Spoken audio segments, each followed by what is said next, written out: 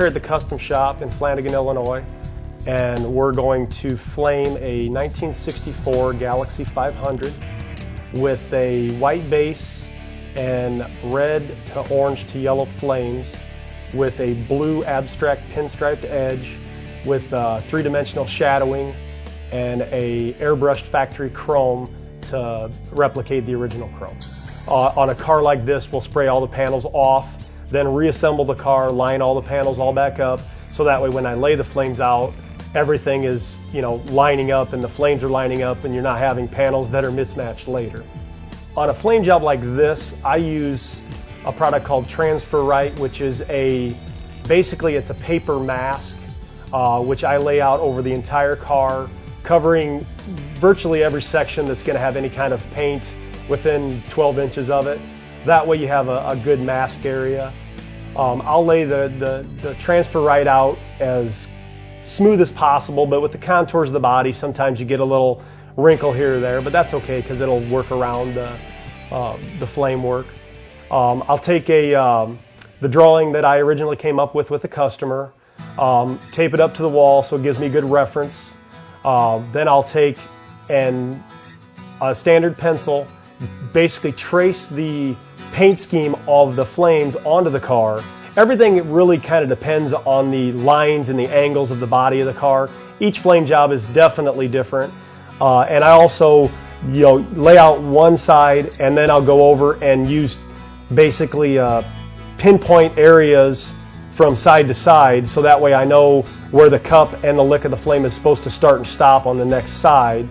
And I try to make the flame job very consistent, but definitely not a mimic from right to left. There's really no reason for the flames to be identical from side to side. I don't like them to look like stickers. I like them to have a nice flow. I like them to work with the body lines of the car, and that's the best way to do that.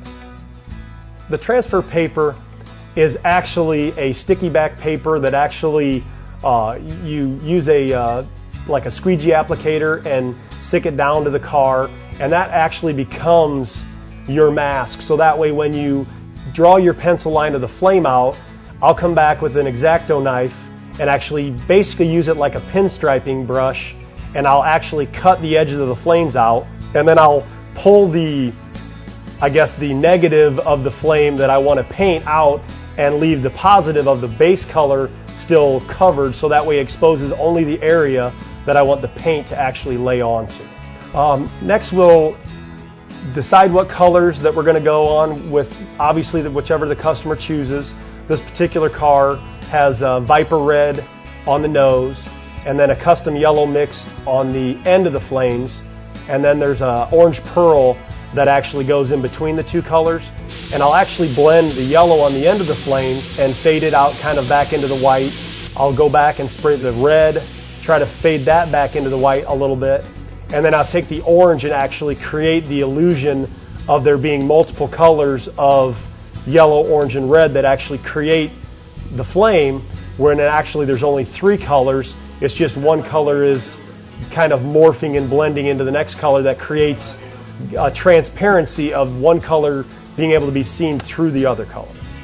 The shadowing and the pinstriping that we do on the flames is actually what really makes the flame job really pop. And with this car having a white base, putting a nice drop shadow, I typically try to drop down about 3/8 to a half an inch with the shadow. Creates a nice dimension of dropping the shadow down on the car and the flames actually standing above it. And then a pinstriped edge, which actually gives you your hard lined edge away from your shadow and your body color. It's amazing what the 30 seconds of shadowing and pinstriping can do for a nice flame job. The trick of pinstriping is really the ability to draw a brush and create a nice edge without having too much thickness variation and that kind of thing. I prefer, like on this type of a pinstripe, I keep the brush very dry and create more of a dry brush look, and it also helps with kind of the wispiness of the abstract effect. Basically, all we have left is I'm going to pinstripe and shadow. Well, obviously I'm going to shadow first and then pinstripe the rest of this car, wipe it down, and then put some clear coat on it, and it'll look great.